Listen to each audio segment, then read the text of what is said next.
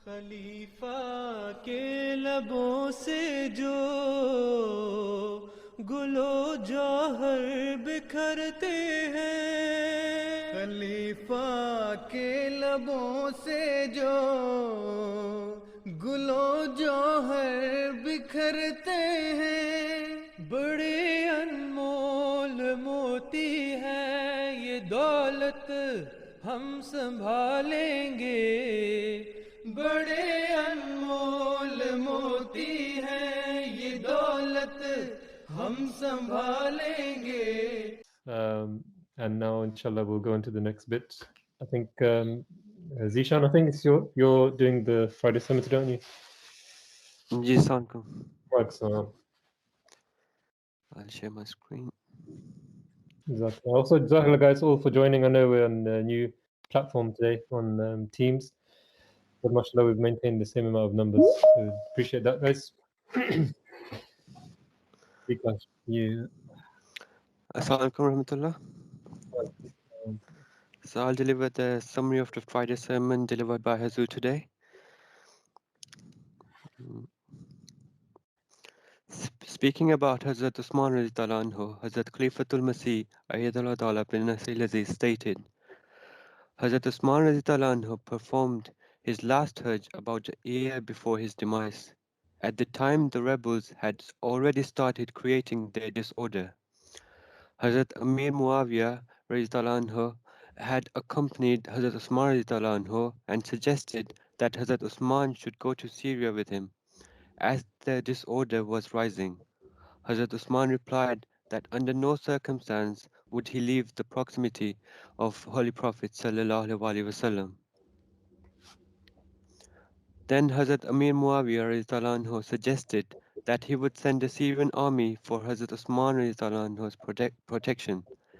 Hazrat Usman replied that he would not allow for such an expense to be incurred by the treasury simply for his protection. Then Hazrat Amir Muawiyah replied that the only reason this disorder could rise was that senior companions were present in Medina, and the rebels could think that if they did away with Hazrat Usman radiallahu anhu, then one of them could take care of matters after him. Thus Hazrat Usman should send them away and spread them out in various places. Hazrat Usman radiallahu anhu replied that he could not spread out those whom the Holy Prophet sallallahu alaihi wasallam had gathered.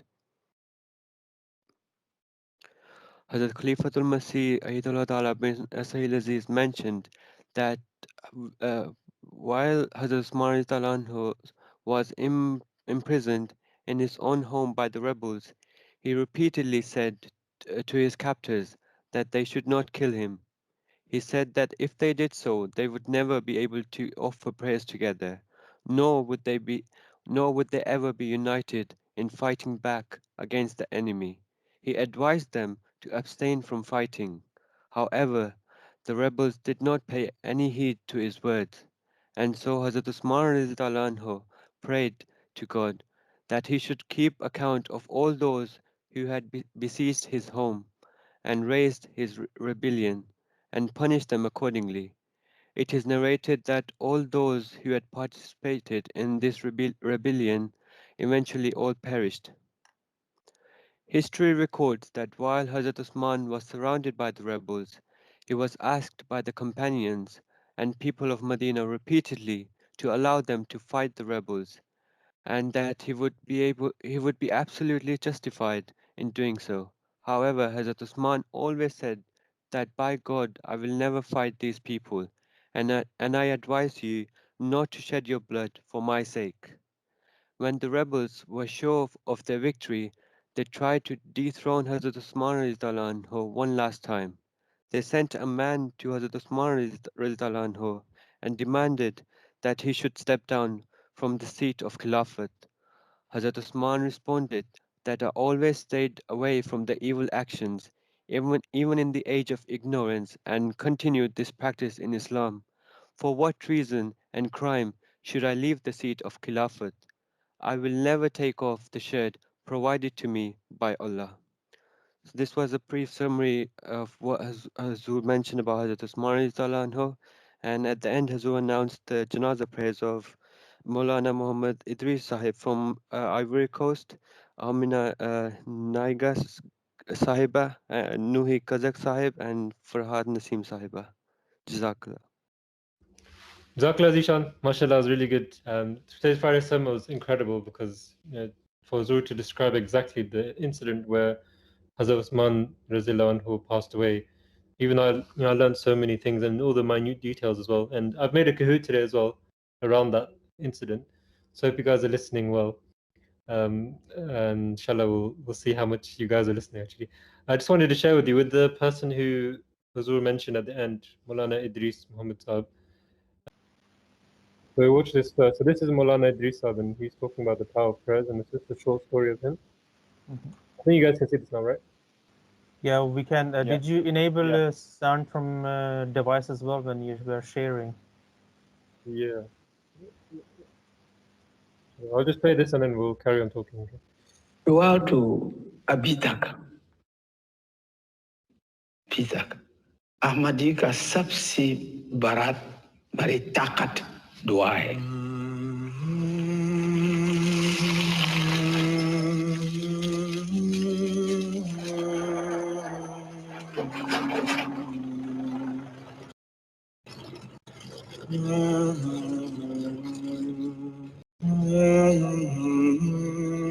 इतने दुआ की, पैसा भी नहीं मेरे पास था, मैं बाहर गया कराची में, अकेला काला था, कहाँ जाऊं, ना फोन किया ना खत लिख लिया, मैं खड़ा हुआ था।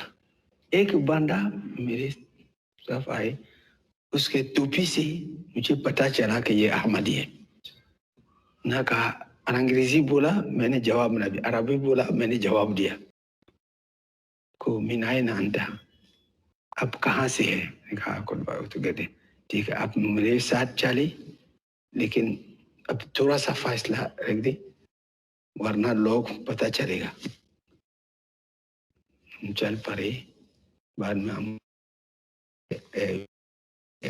गाड़ी पे, उन्होंने कहा कि मेरी बीवी ने ख्वाब में 3 दफा देखा कि आपका एक मेहमान आएगा, वो किसी को नहीं जानते, वो बहुत परेशान है, क्योंकि उनका वो को पता है कि अगर मेहमान आना है वो फोन करेंगे या खत लिखेंगे। सो तसल्ली से कल रात को उन्होंने कहा कि को वही ख्वाब। फिर मैं आया, देखूंगे एयरपोर्ट में, मैंने देखा एयरपोर्ट में एक सिर्फ एक काला है, वो यहाँ पे मुझे ले गया मिशन हाउस में। ये मेरे जो सबसे पहली दर्स अहमदियत ने मुझे दिया, ये दुआ। MashaAllah. So this is Maulana Idris Saab, and like I said, I had the chance to meet him when I was in Ivory Coast, which was at the end of 2018. Now we were just sitting with him, we were just saying salam to everyone, and just happened to see him, and then I asked him, like, what's your name, what's your story? And he was like, yeah, I'm a Murabbi and I graduated from Rabwa Jamia. I was like, what? I was like, that's amazing. And he was speaking Urdu to us the whole time, and I was finding it so amazing, just listening to him and hearing him. And it was only afterwards where I started realizing how much praise a lot of people were giving him. So I posted it as well just after Jummah. When I heard that, I realized as soon as Zuru said it was his name, I clocked on straight away that was him. And I was asking Ghafar Saab as well about him, and he was also telling me how amazing this individual was and the influence that he had during his time in Ivory Coast and other places as well. So this is one thing. There's also a video I wanted to show you as well during African singing nazms in Urdu. It's a really beautiful moment actually. So I just wanted to share that. And whenever Zur does mention these people, sometimes it just goes over our head because maybe we don't know them or we don't know who they are. But whenever Zur does mention someone, it's because they've actually attained such a status in this world, and the service that they've done for the Jamaat is incredible. So, you know, we too must always try to strive and inculcate these characteristics which Huzur has been mentioning in all of his Friday sermons. ठीक है, Jazakallah. So next